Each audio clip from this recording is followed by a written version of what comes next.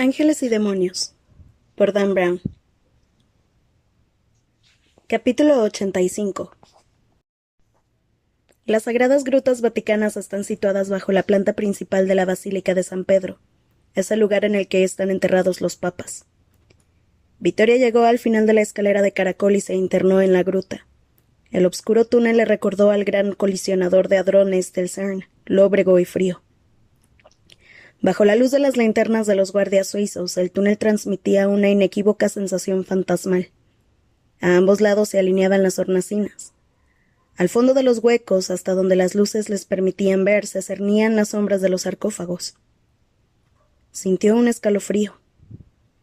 Es el frío, se dijo, consciente de que eso era cierto solo en parte. Tenía la sensación de que estaban siendo observados, no por alguien de carne y hueso, sino por espectros escondidos en las sombras. Sobre cada tumba descansaba una escultura en tamaño natural del pontífice correspondiente, con las vestiduras papales completas y los brazos cruzados sobre el pecho.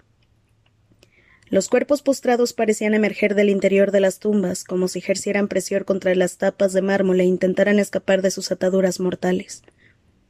A medida que la procesión de linternas siguió avanzando, las siluetas papales iban recortándose contra las paredes, alargándose y desapareciendo como una macabra danza de sombras. En el grupo se había hecho el silencio y Vittoria no sabía decir si se debía al respeto o a la aprensión. Podía notar ambas cosas. El camarlengo avanzaba con los ojos cerrados, como si se conociera de memoria el camino. La joven supuso que había hecho ese siniestro trayecto muchas veces desde la muerte del Papa, quizá para rezar ante su tumba en busca de guía espiritual. Trabajé muchos años bajo la tutela del cardenal, había dicho Ventresca. Era como un padre para mí.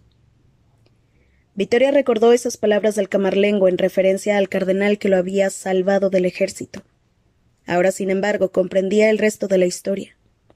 El mismo cardenal que había tomado al camarlengo bajo su protección había sido nombrado posteriormente papa y se había llevado consigo a Roma a su protégé para que le sirviera de chambelán. Eso explica muchas cosas, pensó Vittoria. Siempre había tenido una gran facilidad para percibir las emociones íntimas de los demás, y había algo en el camarlengo que la había estado mortificando durante todo el día. Desde que lo había conocido había advertido en él una angustia más espiritual y privada que la abrumadora crisis a la que ahora se enfrentaba. Bajo la piadosa calma de la que hacía gala, la joven tenía la sensación de ver a un hombre atormentado por demonios personales. Ahora sabía que así era. El camarlengo no solo se enfrentaba a la amenaza más devastadora de la historia del Vaticano, sino que lo hacía sin su mentor y amigo, en solitario. Los guardias aminoraron el paso como si no estuvieran seguros del lugar exacto en el que se encontraba enterrado el último pontífice. El camarlengo siguió adelante sin vacilar y se detuvo delante de una tumba de mármol blanco que parecía más brillante que las demás. Sobre ella yacía la figura tallada del Papa fallecido. Cuando Vittoria reconoció su rostro por haberlo visto por televisión, sintió que el miedo la atenazaba. ¿Qué estamos haciendo? Soy consciente de que no tenemos mucho tiempo, dijo Ventresca, pero aún así les pido que recemos un momento. Todos los guardias suizos inclinaron la cabeza. Vittoria hizo lo mismo. Su corazón latía con fuerza en medio del silencio. El camarlengo se arrodilló ante la tumba y rezó en italiano. Al oír sus palabras ella sintió que un inesperado dolor afloraba en forma de lágrimas. Lágrimas por su propio mentor, su santo padre. Las palabras del camarlengo parecían tan apropiadas para su padre como para el pontífice. Padre supremo, consejero, amigo. La voz de Ventresca resonó débilmente alrededor del círculo. Cuando era joven me dijiste que la voz de mi corazón era la de Dios. Me dijiste que debía seguirla por dolorosos que fueran los lugares a los que me condujera. Ahora esa voz me pide que lleve a cabo tareas imposibles. Dame fuerza y perdóname. Hago esto en nombre de todo aquello en lo que crees. Amén. Amén, susurraron los guardias. Amén, padre. Vittoria se secó los ojos. El camarlengo se puso lentamente en pie y se apartó de la tumba. Retiren la tapa. Los guardias vacilaron. Señore, dijo uno, por ley estamos bajo sus órdenes. Se detuvo un momento. Haremos lo que nos pida. El camarlengo pareció leer la mente del joven. Algún día les pediré perdón por ponerlos en esta situación. Hoy les pido obediencia. Las leyes del Vaticano se establecieron para proteger a la Iglesia. Es con ese espíritu que ahora les ordeno que las quebranten. Hubo un momento de silencio y luego el guardia al mando dio la orden. Los 3 hombres dejaron las linternas en el suelo y sus sombras se elevaron sobre sus cabezas. Iluminados desde abajo, se acercaron a la tumba y tras colocar las manos sobre la cubierta de mármol se dispusieron a moverla. Al oír la señal, todos empujaron con fuerza la enorme losa. La tapa, sin embargo, no se movió. Vittoria casi deseaba que fuera demasiado pesada. Empezaba a temer lo que pudieran encontrar en su interior. Los hombres lo intentaron una vez más, pero la piedra seguía sin moverse. Ancora, dijo el camarlengo, remangándose la sotana y uniéndose a ellos. Ora. Todo el mundo empujó. Vittoria estaba a punto de ofrecerle su ayuda cuando finalmente la tapa empezó a ceder. Los hombres volvieron a arremeter y con un aullido casi primigenio de la piedra, ésta se deslizó y quedó atravesada sobre el sarcófago con la cabeza tallada del papa vuelta hacia el nicho y los pies hacia el pasillo. Todo el mundo dio un paso atrás. Con movimientos indecisos, un guardia se inclinó, recogió su linterna y la dirigió hacia la tumba. El haz pareció temblar un momento, pero finalmente el guardia consiguió serenar el pulso. Los demás hombres se le fueron uniendo uno a uno. Incluso en la obscuridad, Vittoria pudo ver que al llegar junto a él retrocedían y se santiguaban. El camarlengo se estremeció al ver el interior de la tumba y sus hombros se desplomaron. Permaneció inmóvil largo rato y finalmente se apartó. Vittoria había temido que el rigor mortis impidiera abrirle la boca al cadáver y que tuviera que romperle la mandíbula para poder ver la lengua. Descubrió, sin embargo, que eso no sería necesario. Las mejillas del papa se habían hundido y su boca estaba abierta. Tenía la lengua negra como la muerte. Capítulo 86. Obscuridad. Silencio. La negrura de los archivos secretos era total. El miedo, se percató Landon, era un poderoso estímulo. Falto de aliento, buscó a tientas la puerta giratoria. Encontró el botón en la pared y lo presionó con la palma de la mano. No pasó nada. Volvió a intentarlo.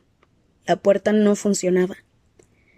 Al sentirse atrapado empezó a pedir ayuda a gritos, pero su voz sonó estrangulada. El peligro de la situación pronto se le hizo evidente. La adrenalina provocó que su pulso sanguíneo aumentara y que a sus pulmones no les llegara suficiente oxígeno. Se sentía como si alguien acabara de darle un puñetazo en el estómago. Se abalanzó entonces sobre la puerta y por un instante creyó incluso que comenzaba a girar. Volvió a empujar y empezó a ver estrellas. Se dio cuenta de que era toda la habitación la que giraba, no la puerta. Al retroceder tropezó con la base de una escalera rodante y cayó al suelo. Se golpeó la rodilla con el borde de una estantería. Maldijo su suerte. Se puso en pie y buscó la escalera a tientas. La encontró. Había pensado que sería de madera pesada o de hierro, pero era de aluminio. La agarró con fuerza y la sujetó como si de un ariete se tratara. Entonces corrió y arremetió contra la pared de cristal. Estaba más cerca de lo que esperaba. La escalera chocó con fuerza y rebotó. A juzgar por el débil ruido de la colisión, Landon supo que iba a necesitar mucho más que una escalera de aluminio para romper ese cristal. Al recordar la semiautomática, sus esperanzas renacieron, pero al instante volvieron a desaparecer. Ya no la llevaba encima. Olivetti se la había quitado en el despacho del Papa, argumentando que no quería armas cargadas en presencia del camarlengo. En aquel momento le había parecido razonable. Landon volvió a pedir ayuda, pero sus gritos se oyeron todavía con menor fuerza que antes. Entonces recordó la radio que el guardia había dejado sobre una mesa, fuera de la cámara. ¿Por qué demonios no había entrado con ella? Cuando empezó a ver estrellas de color púrpura danzar alrededor de sus ojos, se obligó a pensar. Has estado atrapado con anterioridad, se dijo. Has sobrevivido a cosas peores. No eras más que un niño y te la supiste arreglar. La aplastante obscuridad lo atenazaba. Piensa. Se tumbó en el suelo de espaldas, con los brazos a los costados. El primer paso era recobrar el control. Relájate. Ahorra energía. Ahora que ya no tenía que luchar contra la gravedad para bombear sangre, el ritmo de su corazón se ralentizó. Era un truco que los nadadores utilizaban para reoxigenar la sangre entre carreras. Aquí dentro hay una gran cantidad de aire, se dijo. Mucho aire. Ahora piensa. No podía evitar esperar que las luces se encendieran de un momento a otro, pero no lo hacían. Mientras permanecía tumbado en el suelo, respirando algo mejor, una siniestra resignación se apoderó de él. ¿Se sentía en paz? Luchó contra esa sensación. Saldrás de aquí, maldita sea. ¿Pero cómo? Mickey Mouse brillaba felizmente en su muñeca como si disfrutara de la obscuridad. Eran las 9:33. Quedaba media hora para fuego. Landon pensó que parecía mucho más tarde. En vez de idear un plan de huida, su mente exigió de pronto una explicación. ¿Quién ha cortado el suministro eléctrico? ¿Habrá aumentado Roger el radio de búsqueda? ¿Olivetti no le ha avisado de que yo estaba aquí? Landon sabía que a esas alturas eso ya daba igual. Abriendo la boca al máximo y echando hacia atrás la cabeza, empezó a respirar tan profundamente como podía. Cada bocanada de aire ardía un poco menos que la anterior. La cabeza se le aclaró. Ordenó sus pensamientos y se puso al fin en marcha. Paredes de cristal. Sí, se dijo, pero se trata de un cristal condenadamente grueso. Se preguntó si alguno de los libros que allí había estarían almacenados en pesados archivadores de acero a prueba de incendios. Había visto alguno en otros archivos, pero no allí. De todos modos, buscar uno en la oscuridad le llevaría demasiado tiempo, y tampoco podría levantarlo, sobre todo en su estado actual. ¿Y la mesa de consulta? Sabía que esa cámara, al igual que la otra, tenía una mesa de consulta en el centro de la sala, rodeada de estanterías. ¿Y qué? Era consciente de que no podría levantarla, y aunque consiguiera arrastrarla, tampoco llegaría muy lejos. Las estanterías estaban demasiado juntas, y los pasillos que había entre ellas eran demasiado estrechos. Los pasillos son demasiado estrechos. De repente cayó en la cuenta. Con esperanzas renovadas se puso en pie de un salto. Lo hizo con excesiva rapidez y sufrió un leve mareo. Estiró los brazos en busca de apoyo y su mano dio con una estantería. Esperó un momento para ahorrar energías. Iba a necesitar todas sus fuerzas. Como un jugador de fútbol americano que tirara de un trineo de arrastre, apoyó el cuerpo contra la estantería de libros, plantó los pies en el suelo y empujó. Si pudiera derribar una estantería. Pero ésta apenas se movió. Volvió a colocarse en posición y empujó de nuevo. Los pies le resbalaron hacia atrás. La estantería crujió, pero no se movió. Necesitaba hacer palanca. Regresó a la pared de cristal y apoyó en ella una mano para guiarse hasta el otro extremo de la cámara. La pared trasera surgió de repente y Landon se golpeó el hombro contra ella. Maldiciendo, rodeó la estantería y se tomó a ella a la altura de los ojos. Luego, apoyando una pierna en el cristal que tenía detrás y otra en la estantería, comenzó a trepar. Los libros caían a su alrededor en la oscuridad. No le importaba. Hacía rato que el instinto de supervivencia había anestesiado todo su decoro. La obscuridad total mermaba su equilibrio, de modo que cerró los ojos para que su cerebro ignorara toda información visual. Subía cada vez más deprisa. A mayor altura el aire era más escaso. Pisaba libros y se agarraba donde podía para seguir ascendiendo. Finalmente, como un escalador que conquistara la cara de una montaña, llegó al estante superior. Extendiendo al máximo las piernas, apoyó los pies en el cristal y se colocó en posición casi horizontal. Ahora o nunca, Robert, lo urgió una voz. Imagina que se trata de la prensa de piernas del gimnasio de Harvard. Mareado por el esfuerzo, plantó los pies en la pared que tenía detrás. Colocó los brazos y el pecho contra la estantería y empujó. Nada. Respirando con dificultad, extendió al máximo las piernas y lo intentó de nuevo. Si bien ligeramente, esta vez la estantería se movió. Acto seguido volvió a empujar una vez más y se inclinó hacia adelante unos centímetros, y luego otra vez hacia atrás. Landon aprovechó ese movimiento, tomó lo que le pareció una bocanada de aire sin oxígeno y volvió a arremeter. La estantería se inclinó un poco más. Como un columpio, pensó. Mantén el ritmo, un poco más.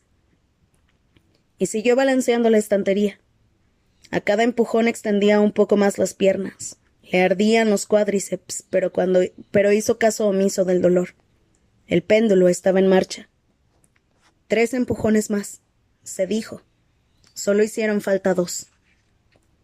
Hubo un instante de incertidumbre ingrávida.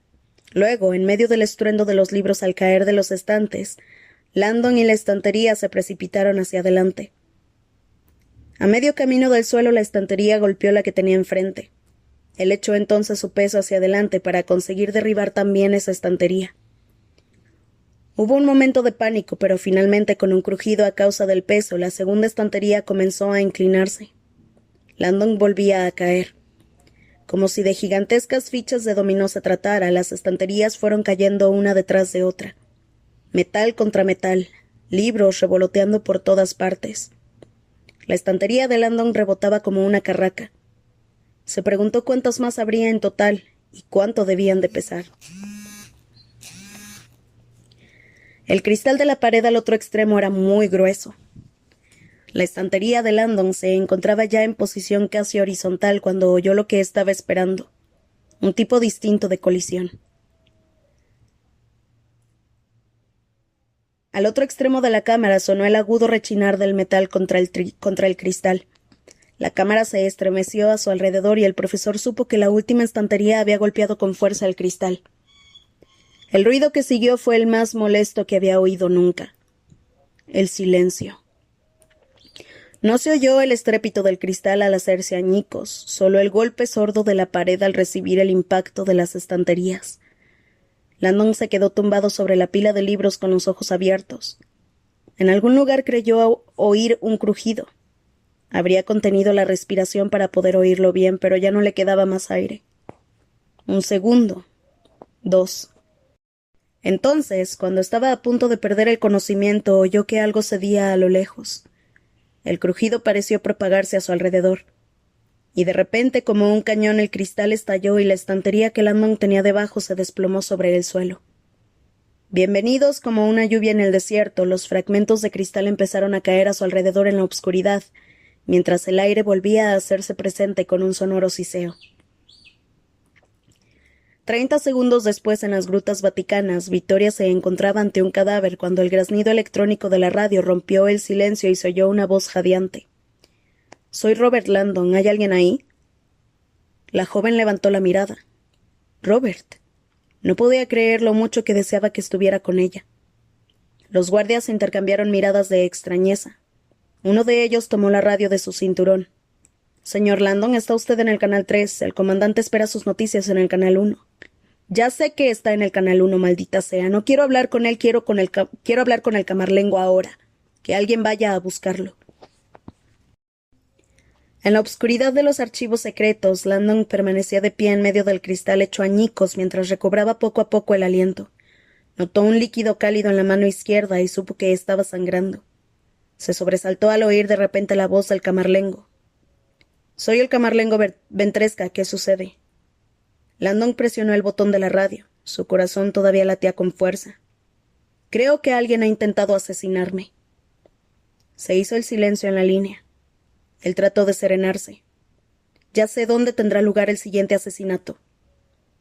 La voz que le contestó esta vez no fue la del camarlengo, sino la del comandante Olivetti. «No diga una palabra más, señor Landon». Capítulo 87. El reloj de Landon, ahora manchado de sangre, marcaba las 9:41, mientras él atravesaba corriendo el patio de Belvedere en dirección a la fuente que había delante del centro de seguridad de la Guardia Suiza. La mano había dejado de sangrarle, pero le dolía más que antes. Al llegar se congregaron a su alrededor Olivetti, Rocher, el camarlengo, Victoria y un puñado de guardias. Ella se abalanzó de inmediato sobre él. «Robert, estás herido». Antes de que él pudiera responder, Olivetti se le acercó. «Señor Landon, es un alivio que se encuentre bien. Lamento el malentendido que ha tenido lugar en los archivos». «¿Malentendido?», exclamó Landon. «Usted sabía perfectamente, ha sido culpa mía», dijo Rocher en tono contrito tras dar un paso adelante. «No tenía ni idea de que estaba usted allá dentro. Algunas partes de las zonas blancas están conectadas con ese edificio. Yo soy quien ha cortado el suministro al ampliar el radio de búsqueda. De haber sabido... Robert, intervino Vittoria, tomando la mano herida entre las suyas. El Papa fue envenenado. Los Illuminati lo asesinaron. Landon oyó las palabras, pero apenas las registró. Estaba saturado. Lo único que podía notar era la calidez de las manos de la chica. El camarlengo Ventresca sacó un pañuelo de seda de un bolsillo de su sotana y se lo tendió para que se limpiara la mano. El hombre no dijo nada. Un nuevo fuego parecía arder en sus ojos verdes. Robert, dijo Vittoria, ¿antes has dicho que habías averiguado dónde iba a ser asesinado el siguiente cardenal? Él se sentía confuso. Así es, No, lo interrumpió Olivetti. Señor Landon, cuando le he pedido que no dijera una palabra más por la radio, lo he hecho por una razón. Se volvió hacia el pequeño grupo de guardias suizos. Si nos disculpan, señores. Los soldados se retiraron al centro de seguridad, sin rechistar, acatando las órdenes sin más. Olivetti se volvió hacia el grupo restante. Por mucho que me duela decir esto, el asesinato de nuestro papa es un acto que solo puede haberse llevado a cabo con la ayuda de un infiltrado. Por el bien de todos no debemos confiar en nadie, ni siquiera en nuestros guardias. Pareció sufrir al decir estas palabras. Roger estaba inquieto. Si hay un infiltrado, sí, dijo Olivetti. La integridad de nuestra búsqueda está comprometida, y sin embargo debemos correr ese riesgo. Siga buscando. Parecía que Roger iba a añadir algo, pero finalmente lo pensó mejor y se alejó. El camarlengo respiró profundamente. Todavía no había dicho una palabra y Landon advirtió que en su expresión era aún más severa, como si hubiera llegado a un punto crítico. Comandante. El tono de Ventresca era impenetrable. Voy a interrumpir el cónclave. Olivetti torció el gesto. No creo que sea necesario. Todavía nos quedan 2 horas y 20 minutos. Un suspiro. ¿Qué pretende hacer? El tono de Olivetti se tornó desafiante. ¿Evacuar a los cardenales sin la ayuda de nadie? Intento salvar esta iglesia con el poder que Dios me ha otorgado. Como lo haga ya no es cosa suya. El comandante se irguió. No tengo autoridad para impedir que lleve a cabo lo que pretende. Se detuvo un momento, sobre todo tras mi fracaso como jefe de seguridad. Solo le pido que espere. 20 minutos, hasta las 10 en punto.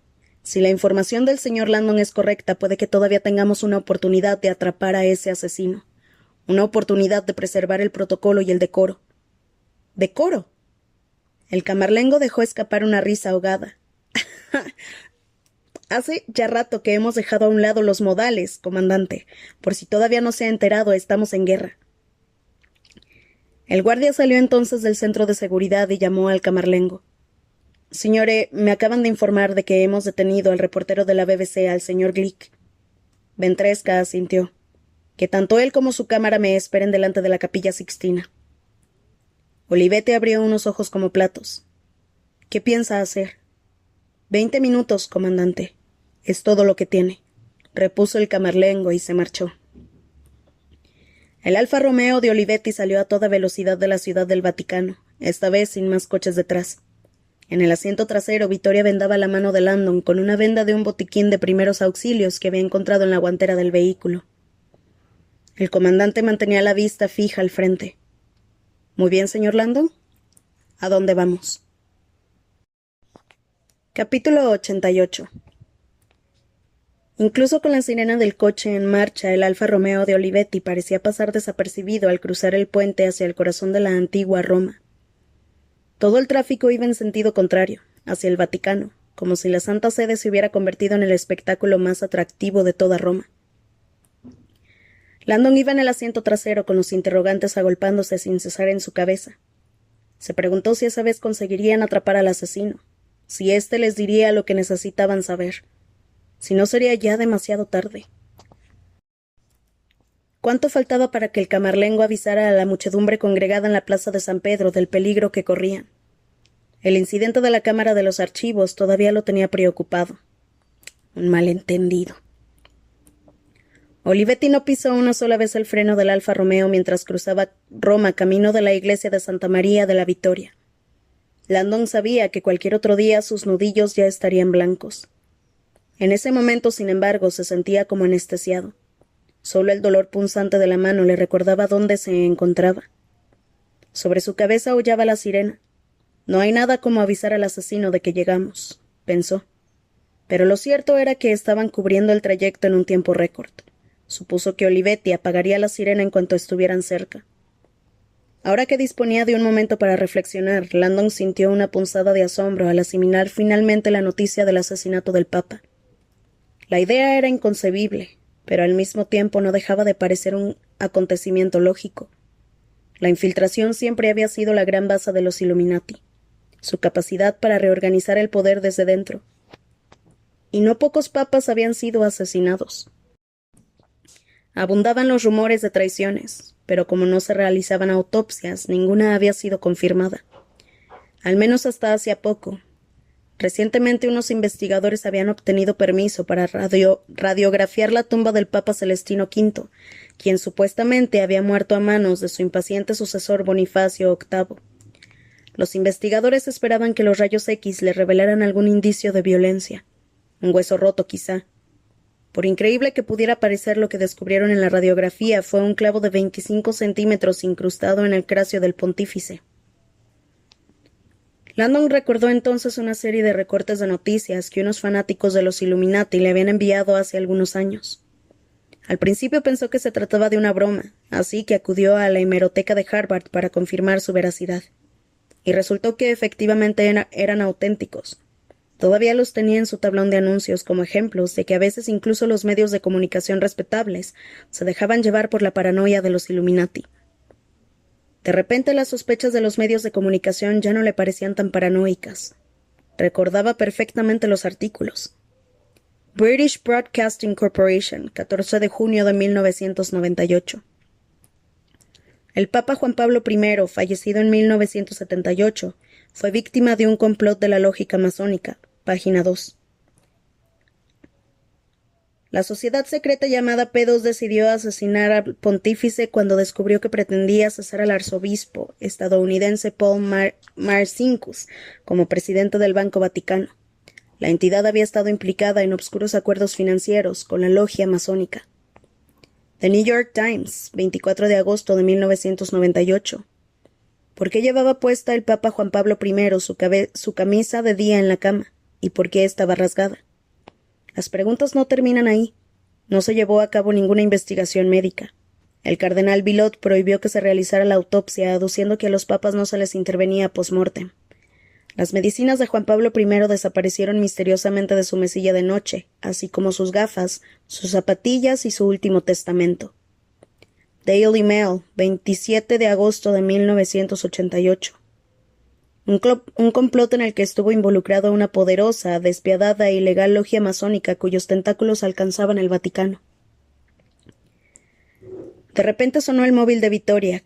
Este la llevaba en el bolsillo, alejando sus recuerdos de la mente de Landon. La joven se preguntó quién podría ser y contestó. Incluso a un par de metros él reconoció la penetrante voz que sonó en el auricular al móvil. —¿Victoria? Soy Maximilian Kohler. ¿Has encontrado ya la antimateria? —Director, ¿está usted bien? He visto las noticias. No mencionaban el CERN ni la antimateria. Eso es bueno. ¿Qué está pasando? Todavía no hemos encontrado el contenedor. La situación es compleja. Robert Landon está siendo de gran ayuda. Tenemos una pista para atrapar al asesino de los cardenales. Ahora mismo nos dirigimos a señorita Vetra. La interrumpió Olivetti. No diga nada más. Victoria cubrió el auricular con la mano, visiblemente molesta. Comandante, se trata del director del CERN. Tiene derecho, insistió Olivetti, a estar aquí y tomar parte en la situación. Está usted hablando por una línea abierta de móvil. No diga nada más. Ella respiró hondo. —Max, he averiguado algo —dijo él— sobre tu padre. Puede que sepa a quién le contó lo de la antimateria. La expresión de Victoria se ensombreció. Señor, mi padre me dijo que no se lo había contado a nadie. Me temo, Victoria, que sí lo hizo. He de consultar unos archivos de seguridad. Pronto volveré a ponerme en contacto contigo. Y colgó. Con el rostro lívido ella volvió a guardarse el teléfono móvil en el bolsillo. ¿Estás bien?, le preguntó Landon. Vittoria asintió, pero sus trémulos dedos indicaban que mentía. La iglesia se encuentra en la Piazza Barberini, dijo Olivetti mientras apagaba la sirena y consultaba la hora en su reloj. Tenemos 9 minutos. Cuando Landon descubrió la ubicación del tercer indicador, tuvo la sensación de que conocía de algo ese lugar. Piazza Barberini. El nombre le resultaba vagamente familiar, pero no sabía exactamente por qué. Ahora lo recordó. En la plaza había una controvertida parada de metro. 20 años antes, la construcción de esa estación causó una gran conmoción entre los historiadores del arte, quienes temían que las excavaciones bajo la piazza pusieran en peligro la estabilidad del obelisco que había en su centro. Las autoridades municipales decidieron entonces retirar el monumento y reemplazarlo por la pequeña fuente del Tritón. En época de Bernini, recordó ahora Landon, la Piazza Barberini contaba con un obelisco. Todas las posibles dudas sobre si se trataba del emplazamiento del tercer indicador se disiparon de inmediato. A una manzana de la piazza, Olivetti giró por un callejón, apagó el motor y finalmente detuvo el coche. Se quitó la americana, se remangó la camisa y cargó su arma. No podemos arriesgarnos a que los reconozcan, dijo. Han salido por televisión. Quiero que permanezcan al otro lado de la plaza fuera de la vista, vigilando la entrada principal. Yo voy a ir por la trasera. Tomó una pistola ya familiar y se la tendió a Landon. Por si acaso. El profesor frunció el entrecejo. Era la segunda vez ese día que le daban un arma. La guardó en el bolsillo interior de su chaqueta. Al hacerlo se dio cuenta de que todavía llevaba el folio del diagrama. No podía creer que se le hubiera olvidado devolverlo. Se imaginó al conservador del archivo presa de un ataque de indignación ante la idea de que ese valioso objeto fuera paseado por Roma como si de un mapa turístico se tratara. Entonces pensó en el caos de cristales rotos y documentos desparramados que había dejado en los archivos. El conservador tendría otros problemas. Si es que los archivos sobreviven esta noche, claro está. Olivetti salió del coche y señaló hacia el final del callejón. La piazza está por ahí. Mantengan los ojos abiertos y no dejen que los vea.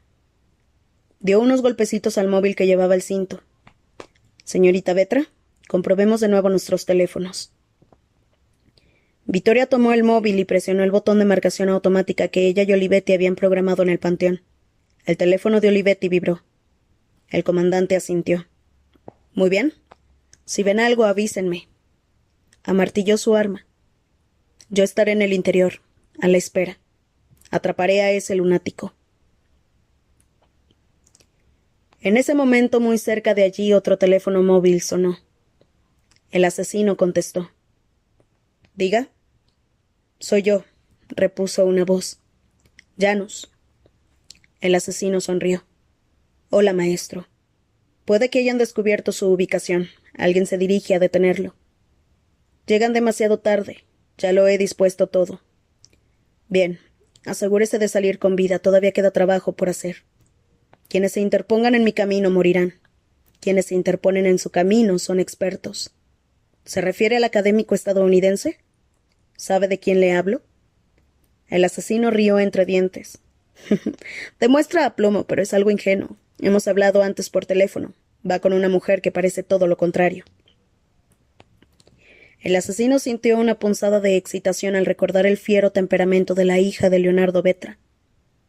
Hubo un momento de silencio en la línea, la primera vacilación que el asesino advertía en su maestro Illuminatus. Finalmente Janus habló. Elimínalo si es necesario. El asesino sonrió. Considérelo hecho. Sintió que una cálida sensación anticipatoria se extendía por todo su cuerpo. Aunque puede que a la mujer me la quede como trofeo. Capítulo 89. La guerra había estallado en la plaza de San Pedro. El frenesí se había desatado. Las furgonetas de los medios de comunicación tomaban sus posiciones como vehículos de asalto que ocuparan cabezas de playa. Los reporteros desplegaban sus aparatos electrónicos de alta tecnología como soldados a punto de iniciar batalla. Alrededor del perímetro de la plaza, las cadenas se apresuraban a erigir la última arma en guerras mediáticas, los monitores de pantalla plana. Se trataba de enormes pantallas de video que podían ser instaladas sobre furgonetas o andamios portátiles. Las pantallas hacían las veces de vallas publicitarias en las que se emitía la cobertura que cada cadena dedicaba al suceso con su correspondiente logo corporativo. Parecía un autocine. Si una pantalla estaba bien situada enfrente mismo del lugar donde tenía lugar la acción, las demás cadenas no podían emitir su reportaje sin incluir publicidad de su competidor. La plaza se convirtió rápidamente no solo en un gran espectáculo multimedia, sino también en una frenética vigilia pública. Acudían curiosos de todas partes. Un hueco libre en la habitualmente espaciosa plaza pública se había convertido en un preciado bien. La gente se agolpaba alrededor de los elevados monitores de pantalla plana y escuchaba las noticias con gran agitación.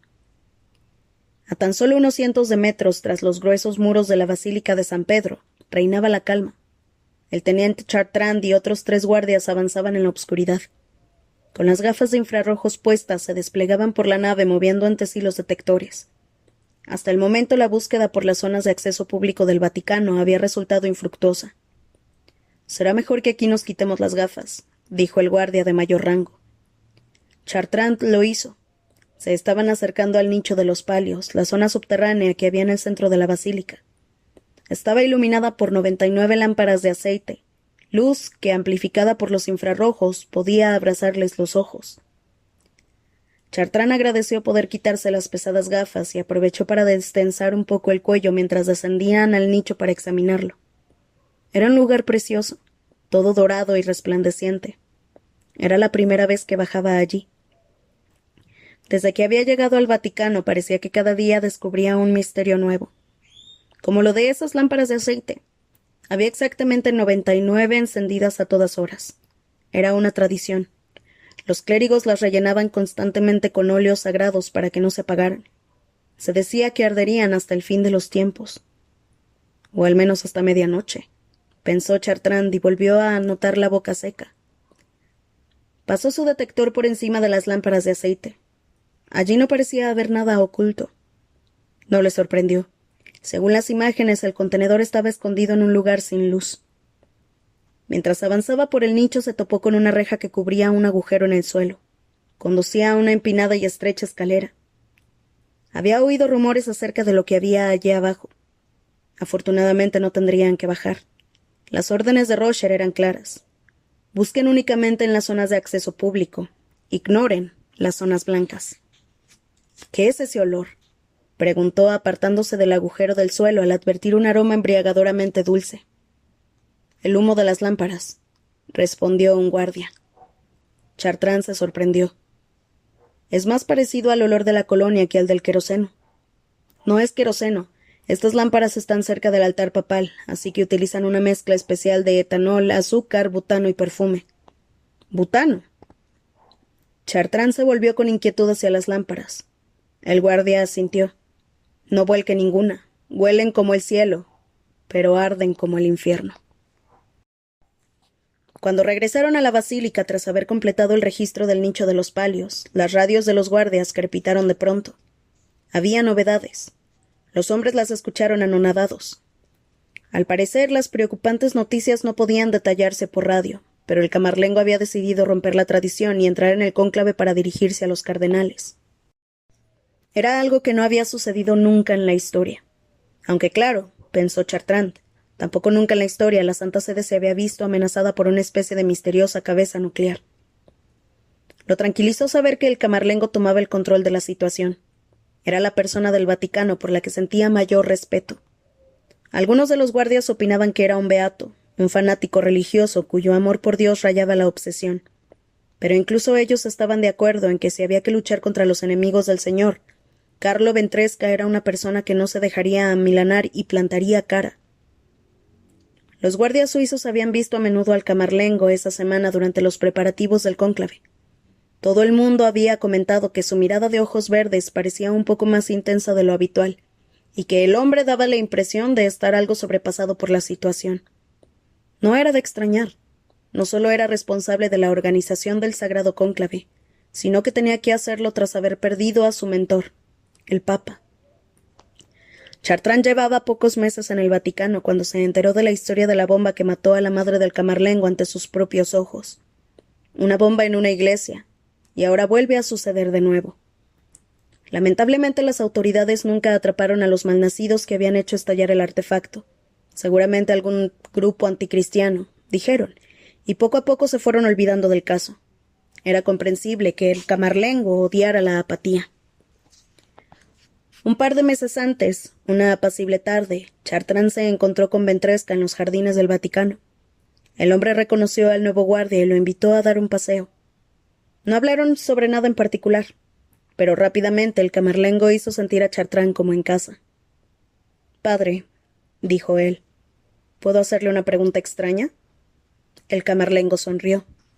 «Solo si mi respuesta puede ser también extraña». Chartrand se rió. «Se lo he preguntado a todos los sacerdotes que conozco y todavía no lo entiendo». «¿Qué le preocupa?»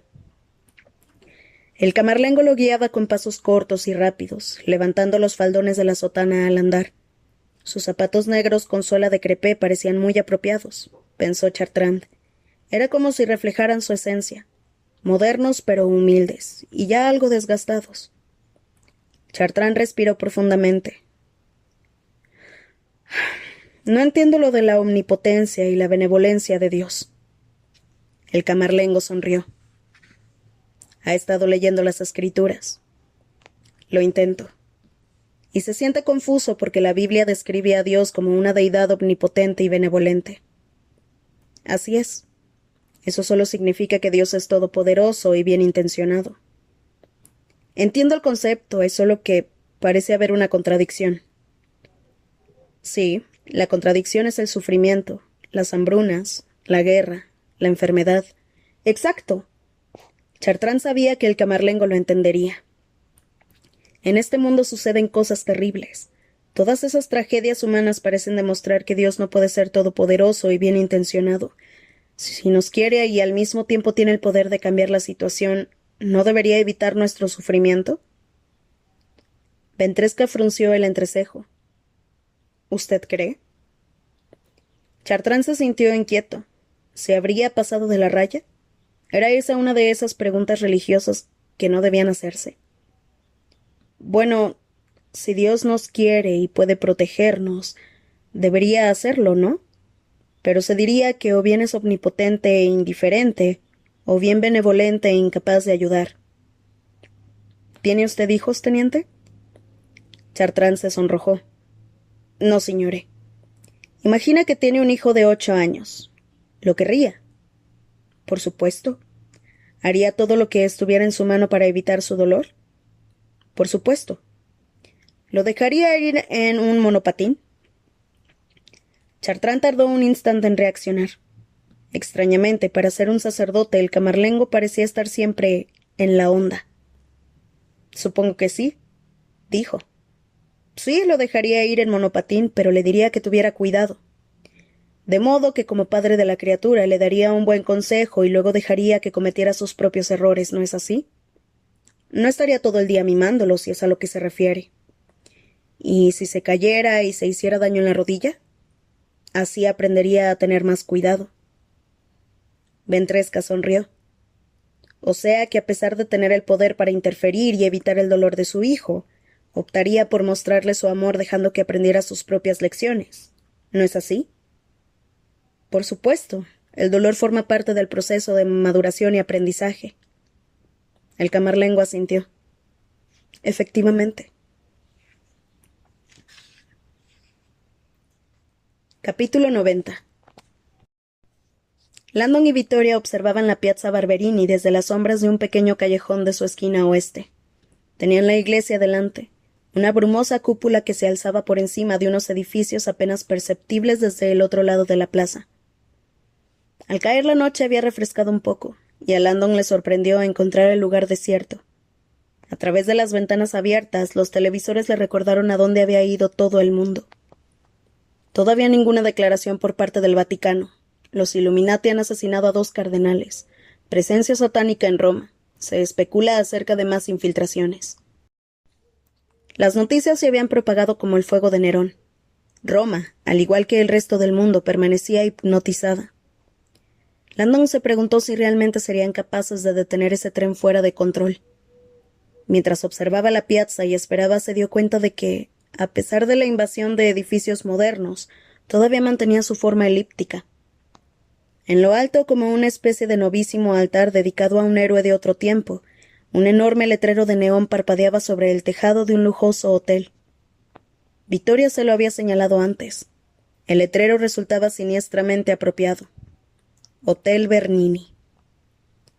Faltan 5 minutos para las 10, dijo ella mientras escudriñaba la plaza con sus ojos gatunos. En cuanto pronunció las palabras, tomó a Landon del brazo y tiró de él hacia las sombras. Luego le indicó con un gesto el centro de la plaza. Él siguió su mirada. Cuando vio de qué se trataba, se puso rígido.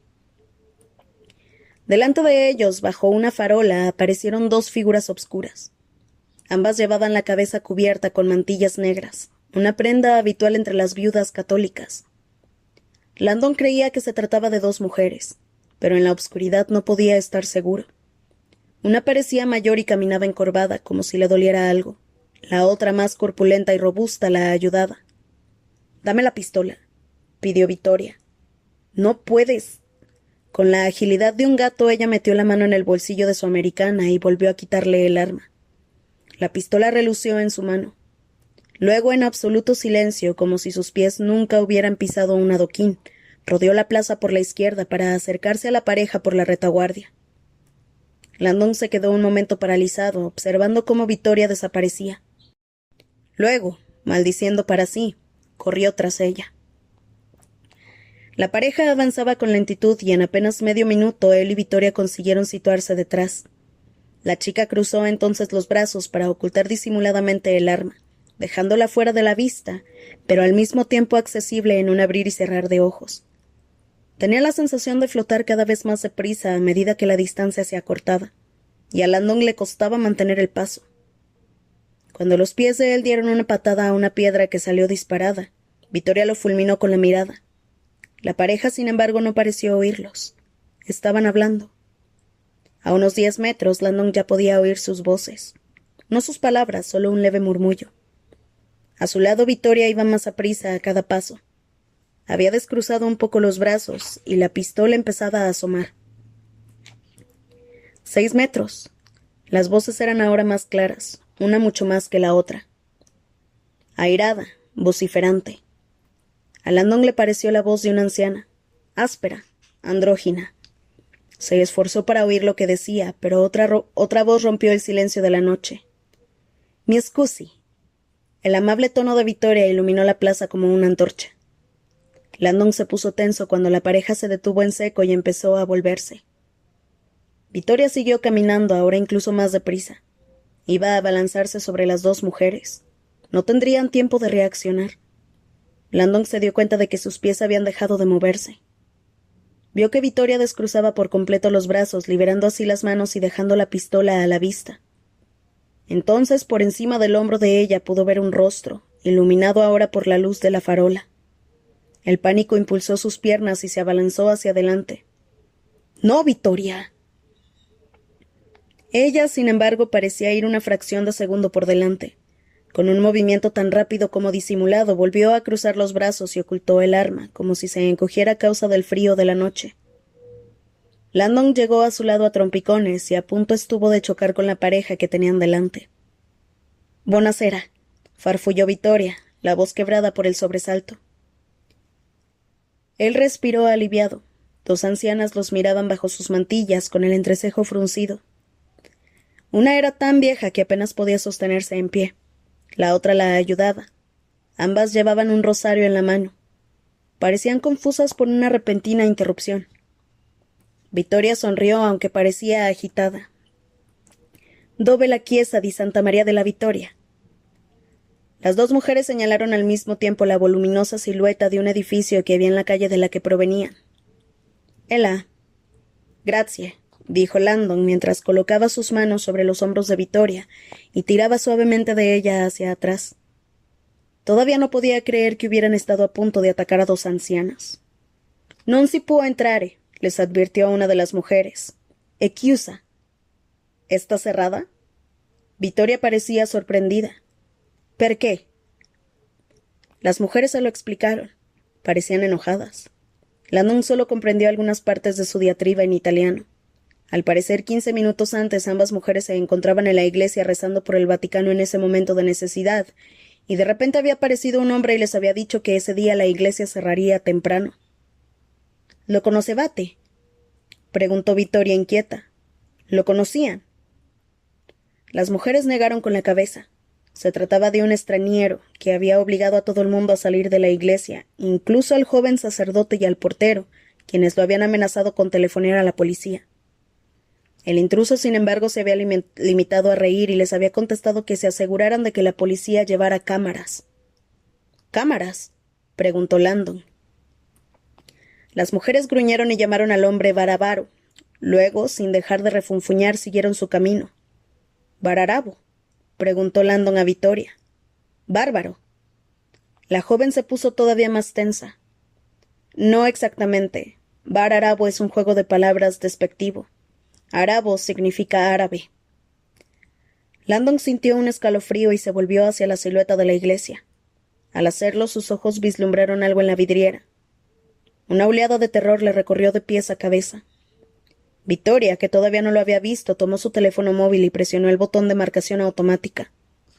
«Voy a avisar a Olivetti». Landon extendió la mano y le tocó el brazo. Con mano trémula le señaló a la iglesia. Ella dejó escapar un grito ahogado. En el interior del edificio, reluciendo como unos ojos diabólicos al otro lado de la vidriera, podía verse el resplandor de las llamas.